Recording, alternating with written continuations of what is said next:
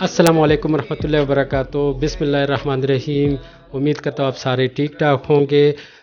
سنتی کانوں کو اور دیکھتے آنکھوں کو حنیف کا سلام۔ امید کرتا ہوں کہ جتنے بھی ویڈیو میری ابھی تک اسلامک ویڈیو یا جتنے بھی ہیومینٹی بیس پہ جتنی بھی ویڈیو میں نے بنائی ہے، امید کرتا ہوں آپ کو پسند آئی ہوگی۔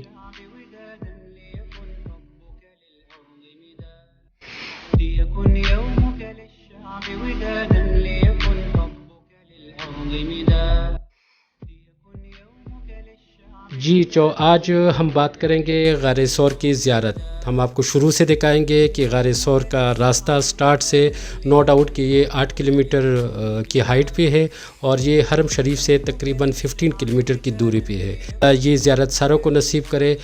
صرف میرے اس ویڈیو کا مقصد یہ ہے کہ ساروں کو میں اس کی زیارت کراؤں تھرو ویڈیو، اور ساتھ میں یہ بھی دعا کرتا ہوں کہ اللہ ہم کو فزیکلی طور پہ ادھر بلا لے اور ہمیں یہ استطاعت نصیب کرے کہ ہم یہ سفر طے کریں۔ 3 دن اس غار میں گزارے تھے، 3 دن گزارے تھے جب مکہ کے لوگوں نے حضور پاک صلی اللہ علیہ وسلم پہ زندگی اس کی برداشت ختم ہوگی، اور اس نے پھر اسی غار کے بعد ہجرت مدینہ منورہ ہجرت کیا تھا۔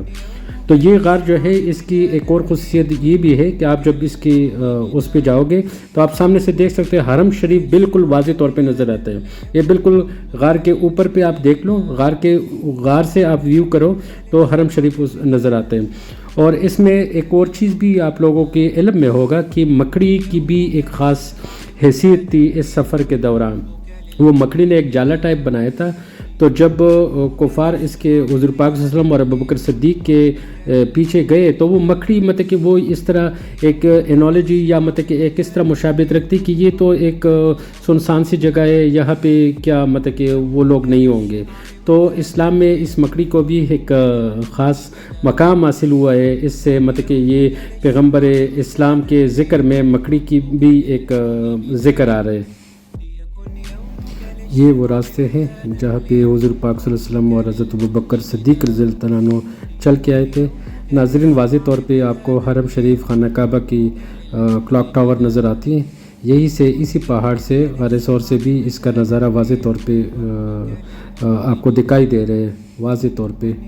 ٹھیک ہے جی، تو یہ بس اللہ یہ سارا سفر، یہ سارا زیارتیں یہ ہمیں نصیب کرے، ہر ایک مسلمان کو نصیب کرے۔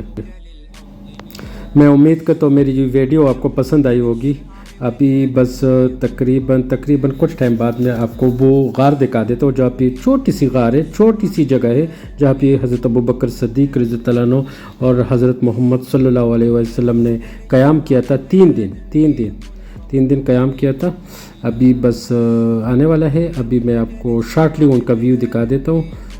آپ کے ٹائم کا بہت بہت شکریہ، آپ کے انٹرسٹ کا بہت بہت شکریہ۔